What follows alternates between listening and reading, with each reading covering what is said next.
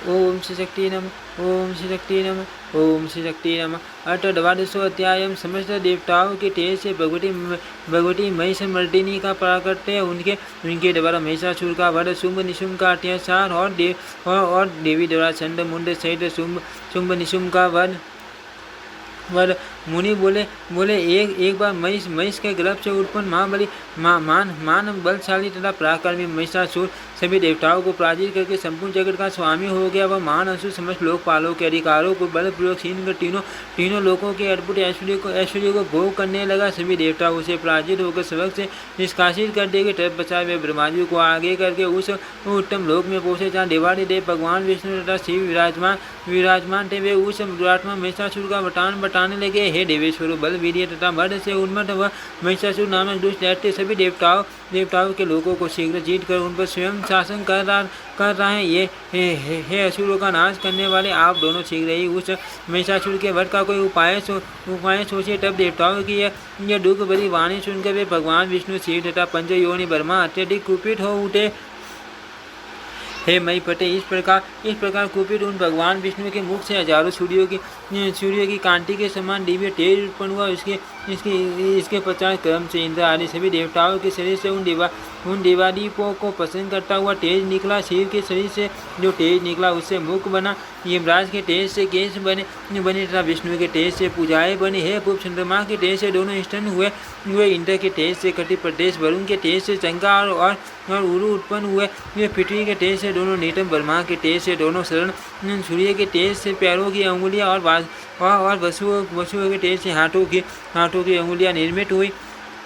हे पृथ्वीपते, कुबेर के तेज से नासिका और प्रजापति उत्कृष्ट तेज से दांत उत्पन्न हुए। अग्नि के तेज से शुभ कारक तीनों नेत्र उत्पन्न हुए। संध्या के तेज से कांति की निधि स्वरूपा दोनों भुकुटियाँ उत्पन्न हुए और वायु के तेज से दोनों कान उत्पन्न हुए। हे नरेश, इस प्रकार सभी देवताओं के तेज से भगवती महिषमर्दिनी प्रकट हुई। शिवजी ने उन्हें अपना शूल, विष्णु ने शक्र, वरुण ने संग, अग्नि ने शक्ति और वायु ने धनुष बाण प्रदान किए। इंद्र ने वज्र तथा ऐरावत हाथी का घंटा, यमराज ने काल दंड और ब्रह्मा ने अक्षमाला तथा कमंडल प्रदान किए। हे पृथ्वीपते, सूर्य ने देवी की रूम सिद्धों में अपनी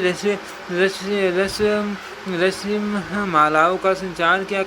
काल ने देवी को तलवार तथा सर्वस्व ढाल दी। हे राजन, समुद्र ने सर्वस्व हार, कभी जिन न होने वाले 2 वस्त्र, चूड़ामणि, कुंडल, कटक, बाजूबंद, विमल, अर्धचंद्र, नूपुर तथा गले में धारण किया जाने वाला आभूषण अति प्रसन्न होकर उन भगवती को प्रदान किया। हे दंडीपति, विश्वकर्मा ने उन भगवती को अंगूठियाँ दी। हिमालय ने उन्हें वान के रूप में सिंह तथा विभिन्न प्रकार के रत्न प्रदान किए। धनपति कुबेर ने उन्हें सुरा से पुण्य एक पान पात्र दिया तथा सर्वव्यापी भगवान शेषनाग ने उन्हें नागहार प्रदान किया। इसी प्रकार अन्य समस्त देवताओं ने जगत में भगवती को सम्मानित किया। इसके बाद महिषासुर द्वारा पीड़ित देवताओं ने जगत की उत्पत्ति के कारण स्वरूप उन महेश्वरी माँ भगवती की अनेक स्रोतों से स्तुति की। उन देवताओं की स्तुति सुनकर हे पूजी सुरेश्वरी महिषासुर के वध के लिए उस सर्व से गर्जना करने लगी। है भूपते, महिषासुर उन नाच से चकित हो उठा और अपने सभी सैनिकों को साथ में लेकर जगतदात्री भगवती के पास पहुंचा। तत्पश्चात महिष नामक वह प्रबल दानव अपने द्वारा छोड़े गए विविध शस्त्र शास्त्रों से संपूर्ण आकाश मंडल को आचार्य करते हुए भगवती के साथ युद्ध करने लगा।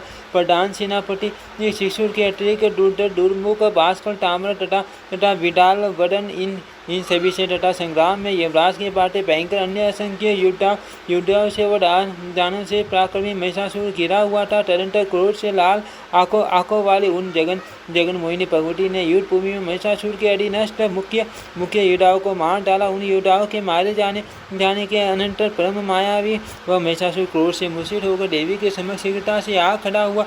वह दानवेंद्र महिष अपनी माया के प्रभाव से अनेक प्रकार के रूप धारण कर लेता था, किंतु वे देवी उसके उन सभी रूपों को नष्ट कर डालते थे। तब अंत में महिष का रूप धारण किए हुए उस देवी पीड़क तथा तथा देवगणों के लिए यमराज तुल्य महिषासुर को पास में ढूंढतापूर्वक बांध कर भगवती ने अपने खड्ग से उसका सिर काट कर पृथ्वी पर गिरा दिया। इससे दानवी सेना में हाहाकार मच गया और उसकी शेष सेना 10 दिशाओं में भाग गए। समस्त देवगण इससे अति प्रसन्न होकर देवेश्वरी भगवती की स्तुति करने लगे। महिषासुर का वध करने वाली देवी महालक्ष्मी का इस प्रकार प्रादुर्भाव हुआ। हे राजन, जिस प्रकार सरस्वती का आविर्भाव हुआ अब आप वटान सुनिए। हे एक समय की बात है, अपने मन तथा बल का अहंकार करने वाला शुंभ नामक दैत्य था। मान बल तथा पराक्रम से संपन्न निशुंभ नामक उसका एक भाई भी था। हे नरप, उस शुंभ से संतापित सभी देवता राज्यहीन होकर हिमालय पर्वत पर जाकर श्रद्धापूर्वक भगवती का स्तवन करने लगे। देवता बोले, हे भक्तों का कष्ट दूर करने में परम दक्ष देवेश्वरी, हे दानवों के लिए यमराज स्वरूपिणी, हे जरा मरण से रहित, हे अनज्ञ आपकी जय हो। हे देवेश्वरी, हे भक्ति से प्राप्त होने वाली, हे मान बल तथा पराक्रम वाली, हे ब्रह्मा विष्णु महेश स्वरूपिणी, हे अनंत शौर्यशालिनी, हे सज्जन तथा पालन करने वाली, हे संगार करने वाली, हे कांटे पर्दे, हे माँ तांडव में प्रति रखने वाली, हे मोददायी के, हे माधवी, हे देवेश्वरी, आप हम पर प्रसन्न होइए। हे करुणा निधि प्रसन्न हुए। हे शरण में आए हुए प्राणियों के दुख का नाश करने वाले शुंभ तथा निशुंभ से उत्पन्न मान भय रूपी अपार समुद्र से हम शरणागत देवताओं का उद्धार कीजिए। हे महाराज सूरज, इस प्रकार उन देवताओं के स्तुति करने पर हिमांतरी तन्या पार्वती प्रसन्न होगी और बोली, आप लोग की स्तुति का उद्देश्य बताइए। इसी बीच उनके शरीर रूपी कोष से जगत धर्मविद्या कौशिकी की देवी प्रकट हुई और वे बड़ी प्रसन्नता पूर्वक देवता से कहने लगे, हे सूर्यश्रेष्ठ उत्तम स्वरूपिणी, मैं आप लोगों की स्तुति से प्रसन्न हूँ। अर्थ आप लोग वर मांग लीजिए। देवी के ऐसा कहने पर देवताओं ने इस प्रकार वर मांगा। शुंभ नामक एक प्रसिद्ध दानव है तथा निशुंभ नाम वाला उसका एक लघु भ्राता भी है। उस बलवान दैत्य ने अपने पराक्रम से तीनों लोगों को आतंकित कर रखा है। हे देवी, उसके वध का कोई उपाय सोचिए, क्योंकि हे भगवती वह कुत्सित आत्मा वाला दानवेंद्र शुभ अपने बल से हमें अपमानित करके सदा पीड़ित करता रहता। श्री देवी बोली, मैं देवताओं के शत्रु शुंभ तथा निशुंभ को मार गिराऊंगी। आप लोग निश्चित रहिए, आप लोगों का कल्याण होगा। मैं आप लोगों के कंटक रूप दैत्य का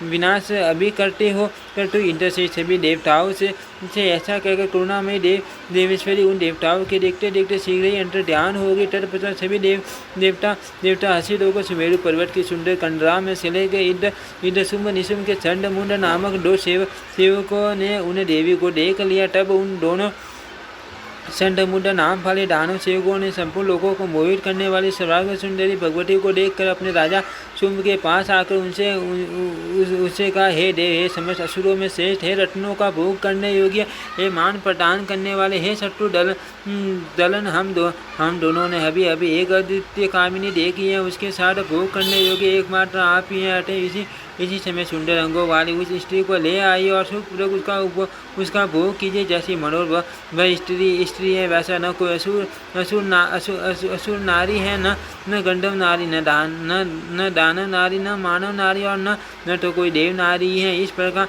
अपने सेवक की बात सुनकर शत्रु के बल का वर्धन करने वाले शुंभ ने सूरी नामक दानव को दूत के रूप में भेजा। उस दूत ने तत्काल देवी के पास पहुंचकर शुंभ की जो बात थी उस वृतांत को आदर पूर्वक गीता देवी से कहा, हे देवी, शुंभ नामक असुर तीनों लोकों के विजेता राजा हैं। सभी रत्न सामग्रियों का भोग करने वाले उस शुंभ का सभी देवता भी सम्मान करते। उन्होंने जो कहा है उसे मुझसे सुनिए। हे देवी, मैं नित्य सभी रत्नों का उपभोग करने वाला हो, आप भी रतन स्वरूपा हो। अतः हे श्लोक ने मेरा वर्णन कर लो। समस्त देवता असुरों तथा मनुष्यों के पास जो रतन थे वे सब इस समय मेरे पास हैं। अतः हे शुभ के कामजन्य रसों के द्वारा आप मेरे साथ भोग करो। देवी बोली, हे दूत, आप दैत्यराज शुंभ के लिए प्रेग तथा सत्यपाठ कर रहे हो, किंतु मैंने पूर्व काल में जो प्रतिज्ञा की है वह भी मिथ्या कैसे हो सकती है। हे दूत, मैंने जो प्रतिज्ञा की है उसे आप सुनो। जो मेरा अभिमान छूट कर देगा, जो मेरे बल को प्रभावी बना देगा तथा मेरे समान बलशाली होगा, वही मेरे साथ भोग करने का अधिकारी हो सकता है। अतः वह असुराधिपति मेरी इस प्रतिज्ञा को सत्य सिद्ध करके तत्काल मेरा पानी ग्रहण कर ले। इस लोक में ऐसा किया है जिसे वह नहीं कर सकता। इसीलिए हे महादूत, आप जाओ और अपने स्वामी से आदरपूर्वक यह बात कहो, वह अत्यधिक बलवान शुंभ मेरी प्रतिज्ञा को अवश्य सत्य सिद्ध कर देगा। माँ देवी का यह वचन सुनकर उसे दानव दूत ने आरंभ से लेकर अनंत तक देवी का वरदान शुंभ से कह दिया। तब दूत की अप्रिय बात सुनकर महाबली दानवराज शुंभ अत्यधिक कुपित हो उठा। तत्पश्चात उसे दानवपति बलशाली शुंभ ने दुर्माक्ष नामक दैत्य को आदेश दिया, हे दुर्माक्ष, सावधान होकर मेरी बात सुनो। आप उस दुष्टा को उसके केस पास पकड़कर मेरे पास शीघ्र ले आओ। अब आप मेरे सामने से शीघ्र चले जाओ, ऐसा आदेश प्राप्त कर वह महाबली दैत्य से धूम्रलोचन 60,000 असुरों के साथ चल पड़ा और शीघ्र ही देवी के पास हिमालय पर्वत पर पहुंचकर उसने उसे से देवी से कहा, हे कल्याणी, आप शीघ्र ही महान पराक्रमी शुंभ नामक दैत्यपति का वरण कर लो और सभी प्रकार के सुखों पर भोग प्राप्त करो, अन्यथा आपके केस पकड़कर मैं आपको दैत्यराज के पास ले चलूँगा।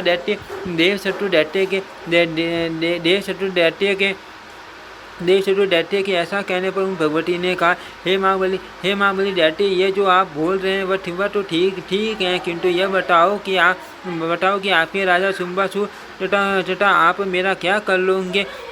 देवी के ऐसा कहने पर वह दैत्य सेनापति दुर्मार्ग से शस्त्र लेकर बड़ी तेजी से देवी की ओर दौड़ा, किंतु महेश्वरी ने अपने हुकार मारते से उसे तक्षण भस्म कर दिया। हे महीपते, देवी का वाहन सिंह भी दैत्य सेना को नष्ट करने लगा। संपूर्ण सेना हाहाकार मचाती हुई बेसुध होकर 10 दिशाओं में तेजी से तीतर बीतर हो गए। दैत्यराज पराक्रमी शुंभ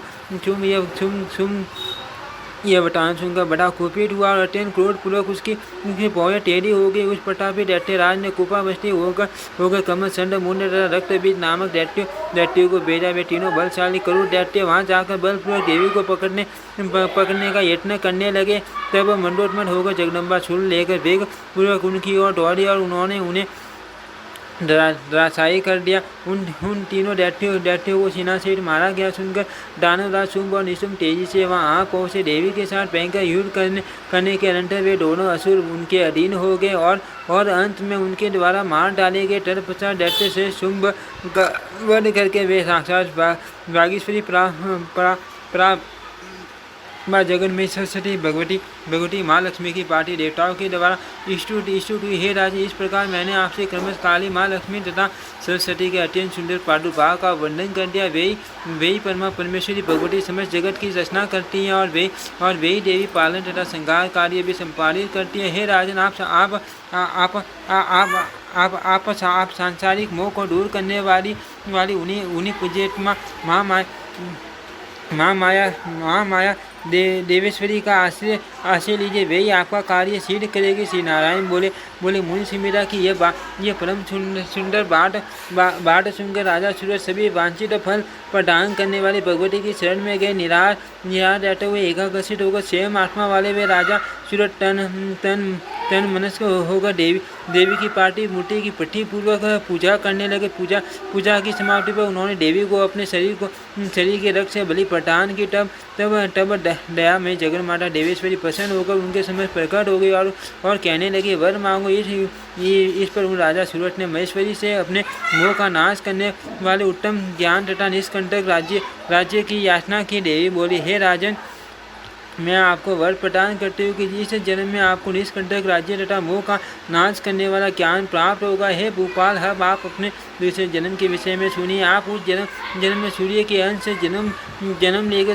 सार्वनी मनु होंगे। मेरे वरदान से आप उस जन्म में भी मनवंतर का स्वामित्व, अत्यधिक पराक्रम तथा बहुत सी संतानें प्राप्त करेंगे। ऐसा वर देकर भगवती उसी समय अंतर्ध्यान हो गए। वे राजा सूर्य भी देवी के अनुग्रह से मनवंतर के अधिपति हो गए। हे सारो, इस प्रकार मैंने सार्वनी मनु के जन्म तथा कर्म का वर्णन कर दिया। इसको पढ़ने तथा सुनने वाला व्यक्ति भगवती की कृपा प्राप्त कर लेता है। इति श्रीमद् देवी भागवते महापुराणे अष्टादश शास्त्रायां संहितायां दशम स्कंदे देवी सहित साविनी मनुवतांत वर्णन नाम द्वादशोऽध्यायः। ओम श्री शक्ति नमः। ओम श्री शक्ति नमः। ओम श्री